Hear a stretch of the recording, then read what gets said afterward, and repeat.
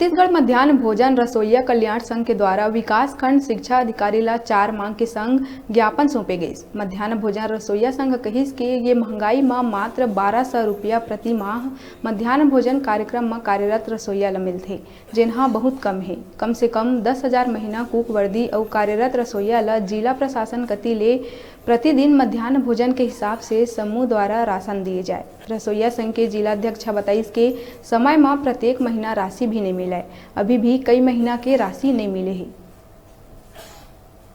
Sir हम लोग को 40 रुपए में कुछ नहीं हो पा रहा है सर। हम लोग को बाल बच्चा हम कैसे पालें कि हम खुद से अपने कैसे पलाएं। हम सोच रहे कि 10,000 भी हो जाता तो ठीक ना। और क्या सर, ऐसे भी वेतन भी नहीं आता है सर। हर महीना में वेतन भी नहीं आता है, ऊपर साल का वेतन भी नहीं आया है सर। अब अभी इतना ठंडी में ना सर कि हम मोजा लें कि जूता लें कि वो कोट लें सर, कुछ भी नहीं मिल पा रहा है। क्या कि हम ऐसे भी तो 1200 रुपया मिलता है सर। अब क्या करें सर। हम लोग का मानदेय पर साल फरवरी तक का मिला है। पर साल का भी मार्च अप्रैल का बचा हुआ है। जुलाई अगस्त सितंबर अक्टूबर ये सब बचा है। सितंबर का 1 महीना का 1500 रुपया आया है। और सारी त्योहार हम लोग का व्यर्थ जा रहे हैं।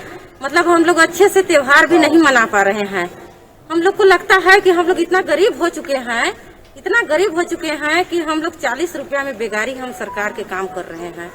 हमको तो ये लगता है कि हमारी सरकार यदि वेतन देने का क्षमता नहीं है समय पर, तो वेतन को बंद कर दें या देना। यदि काम कराना चाहते हैं तो समय से वेतन हम लोग का मिलना चाहिए। इनका जैसे कि दिवाली से पूर्व में ही PFMS के तहत इनका खाता चूंकि बंद करा दिया गया था राज्य शासन के निर्देशानुसार, तो जो भी इनकी राशि थी वापस चली गई थी।